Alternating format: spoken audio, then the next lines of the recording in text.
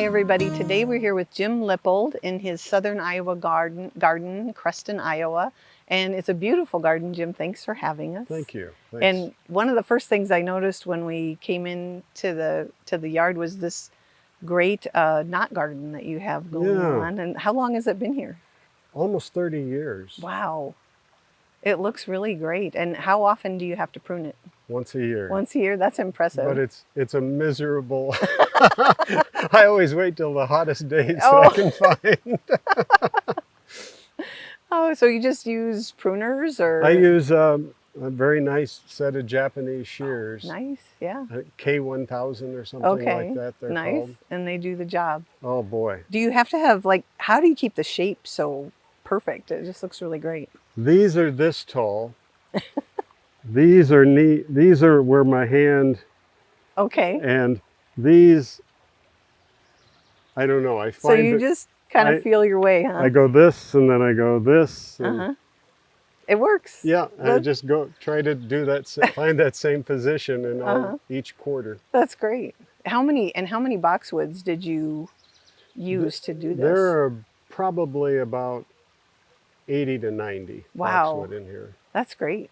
And do you know was it a particular variety that it's Green Mountain. Oh, okay. And Green Mountain and Green Velvet are very similar. Green Mountain wants to grow up and Green Velvet wants to grow in a ball. Oh, okay. So the ones that I'm growing in balls over there are also Green Mountain, so they fight me all the time. Well, they all look really fabulous. Thank you. Do anything? Do you have to fertilize? Do they need extra water or anything? Nope. When it's really dry, I'll water down here with one of those sprayers that goes like this. But their root system is deep, I think. I would think, after all this time. Yeah, I would imagine. Nice. So what inspired you to put in this topiary garden? Well, we went for a 20th anniversary, which would have been 1992, I guess. We went to Colonial Williamsburg. Oh, nice. And spent a week there. And there were herb gardens everywhere. And I came home and I wanted an herb garden. And so we made this round herb garden, but the ground was at a slope then. Oh, yeah. And the herb garden was a mess. And so we wanted something different. Well, we also fell in love with boxwood there because it's all over, huge boxwood hedges at Colonial Williamsburg. Okay.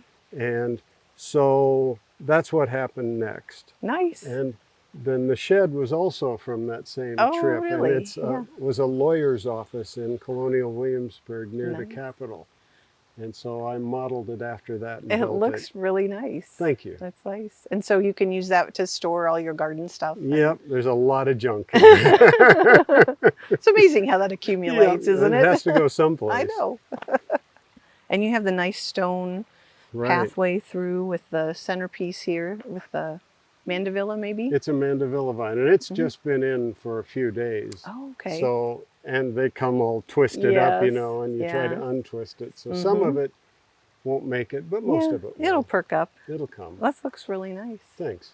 Well, I hear the water feature in the background. Maybe we can wander over there and take a look at that. Okay.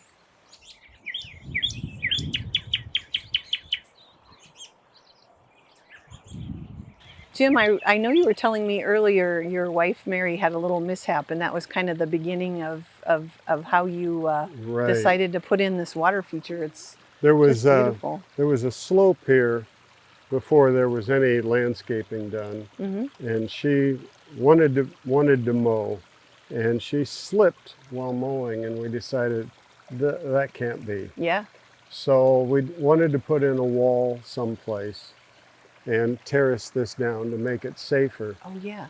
And this is what we came up with. And Jane Tim from Zone 5 Design in Des Moines designed and built the pond. It's gone through several reconstructions along the way to change things that we thought we could make better.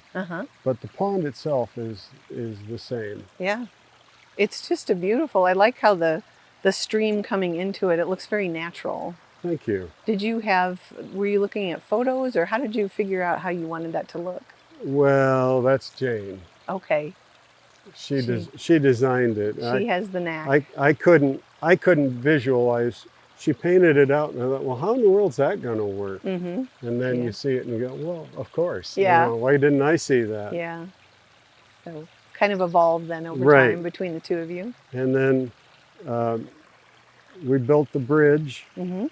and the young man who lives across the street, I built the first one, he's in his 30s now. Mm-hmm. And we had a different kind of bridge, and I wanted a curved bridge. Sure.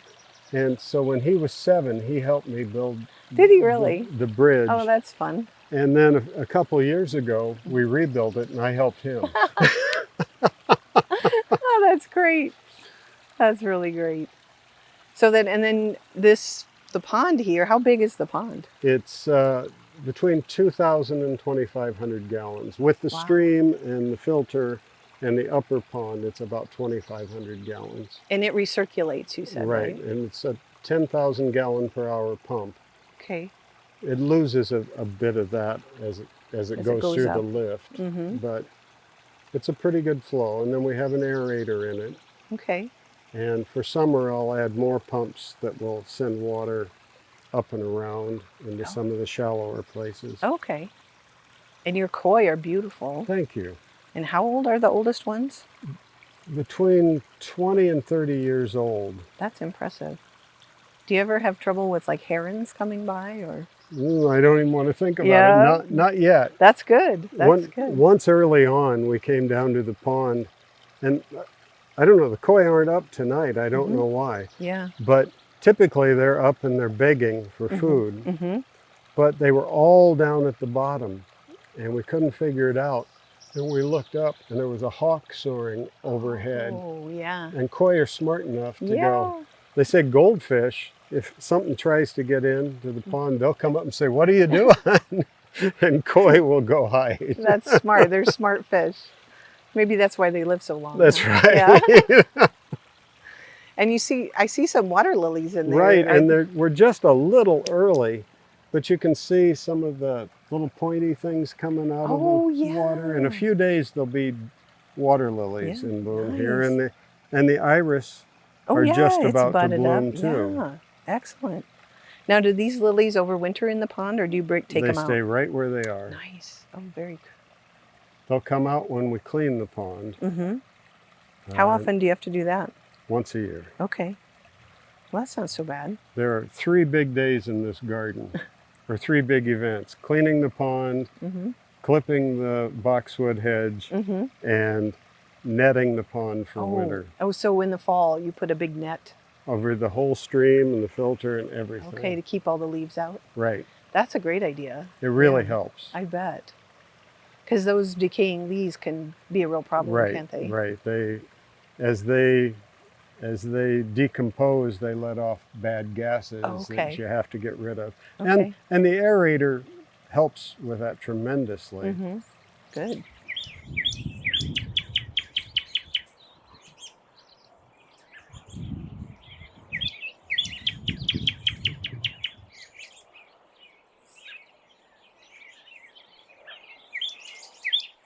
This was another bed that really caught my eye when we walked up, Jim. I really like the azaleas. They're so colorful. Well, thank you. And Iowa is kind of a tough place to grow azaleas. So what variety have you found that works well? This is from all of these are from the Northern Lights collection. Okay. It was developed, I believe, at the University of Minnesota. I think you're right. For our climate and their climate. And they're white lights and northern highlights and I don't know everyone. Mandarin lights is the orange one. We all like that. Yes, that's a good one. I like it. We've got a lot of them, and some of them do better than others.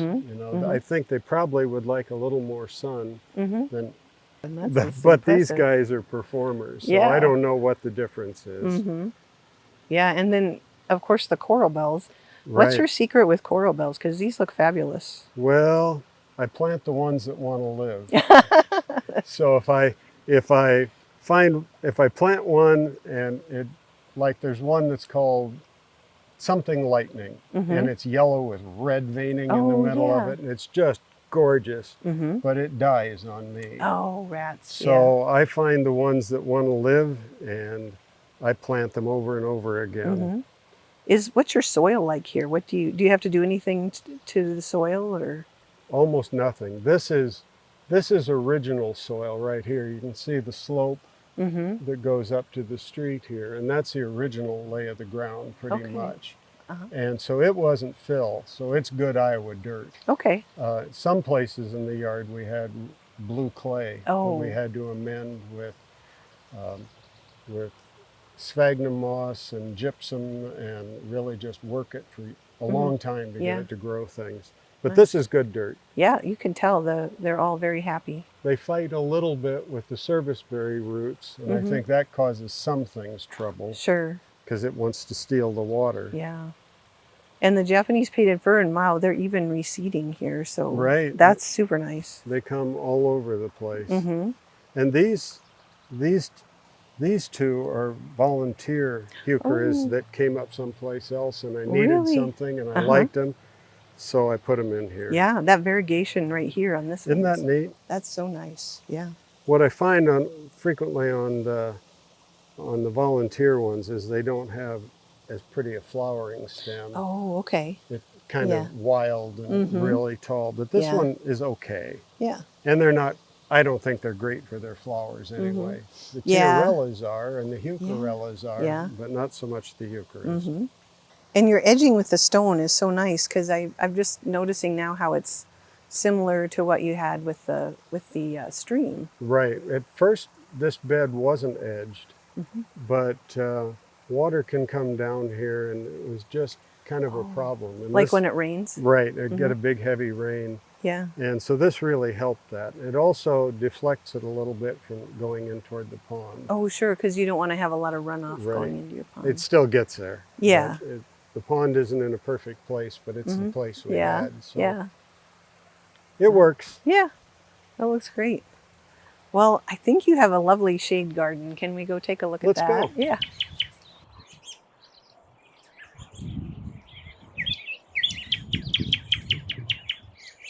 So this is your shade garden. It's one of them anyway. Yeah.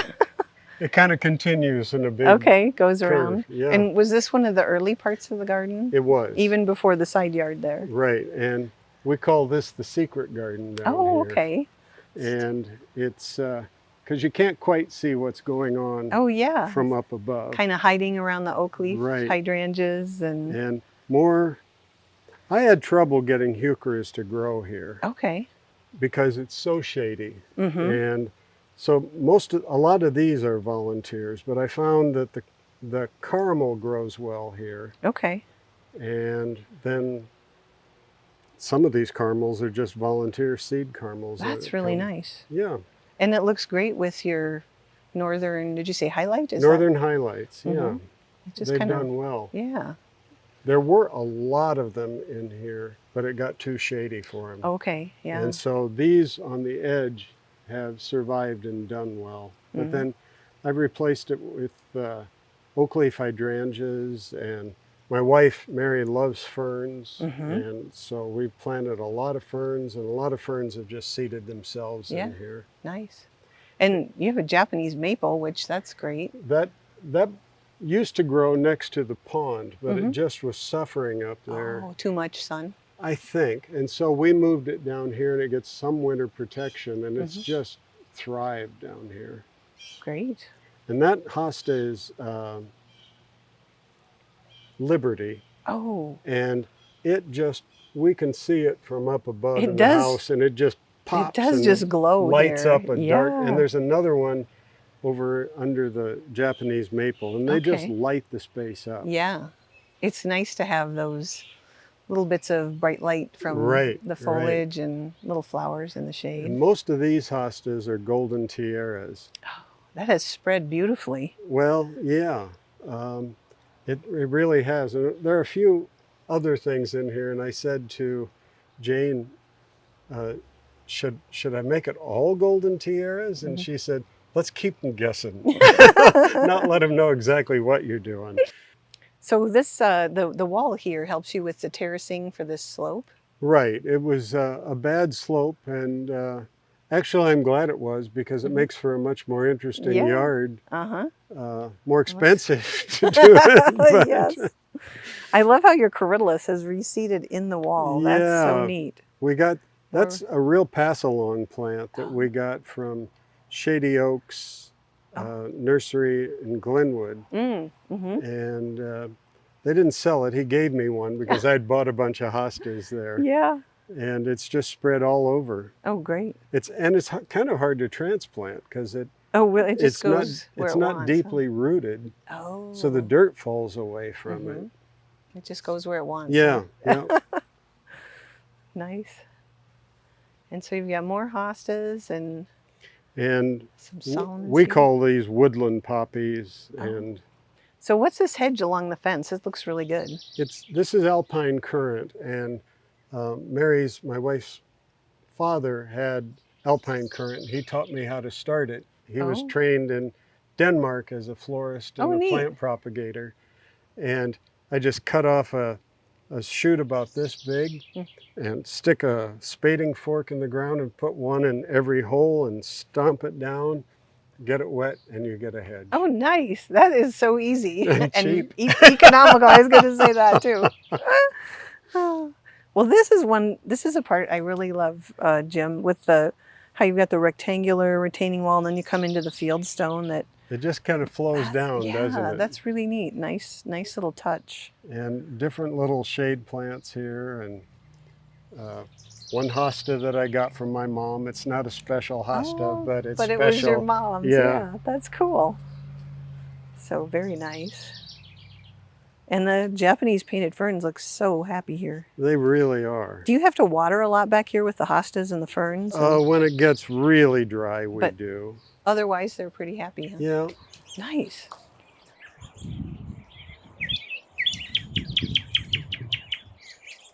This little overlook shows us so much of the shade garden. It's so pretty to see all the different hostas. It's one of my favorite views in the garden. Yeah, I like it. Now, you had a little bit of trouble over on this side, didn't you? Well, this wall, after many, many years, fell down a couple of years ago. So we had it, and the stone that it was built from was kind of separating. So we just had it all replaced. And then this bed got covered with dirt. They started when the ground was really just almost frozen. Some of it was frozen deep down.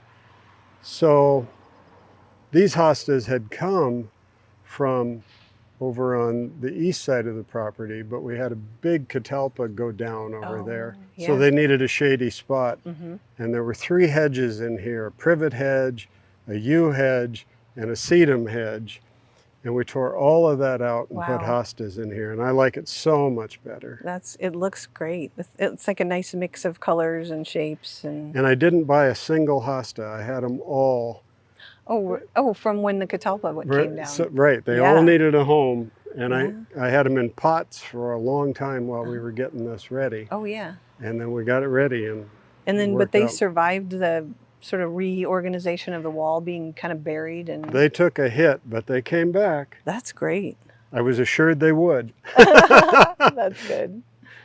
And the boxwood is an escapee from this little boxwood hedge up here. I thought that'd be fun. Yes, that's cute. So, and do you need to mulch here at all? What do you use for mulch? We use a really high quality cypress mulch. Okay. And it doesn't blow away. It kind of knits together. And it stays really well. Although in a few years you still have to remulch. Yeah.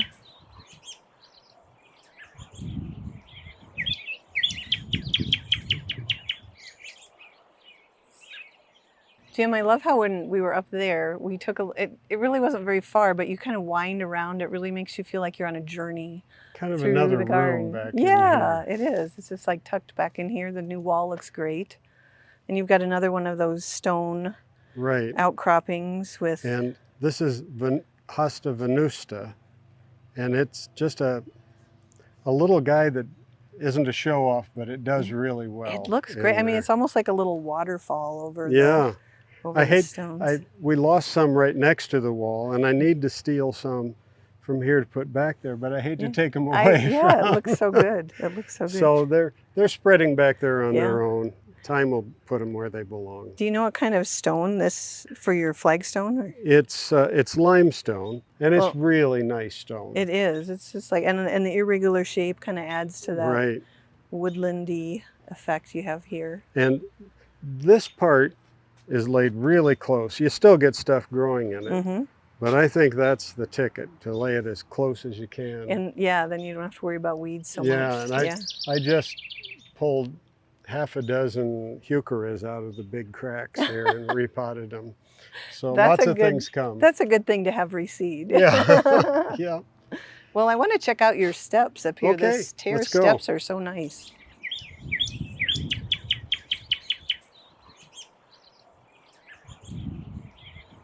So I see your solution to the slope on this side of the house is stairs. Stairs. So, yeah. And this was one of the first things that we built, but first it was built out of railroad ties that my father-in-law, when he was probably about my age, in his 70s, started for us. I had the railroad ties, and we went to school, and here he was out here pounding railroad ties together. That's great. And so we kind of just followed the same idea with stone and brick. Yeah. It looks really good. I like how you've mixed the stone and the brick together. Was that part of the original plan too? Yes, it was. It looks really good. We kind of used what we could find. Those are old paving bricks from the streets of Creston. Oh, nice. Yeah, you have a little bit of history there, right? And these aren't. These are something different. Okay, so but they seem like they've work aged. together. Yeah, Yeah, they work. Let's follow your Japanese painted ferns. Yeah, I love how they Yeah. volunteered there. So.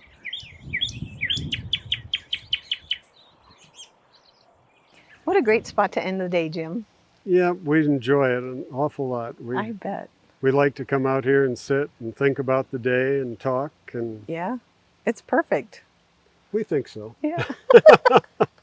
Well, thank you so much for having us. Oh, thanks for coming. It has been wonderful to see this beautiful little gem of a garden. I just love it. It's our pleasure. We love sharing it. Thanks so much. Oh, thank you.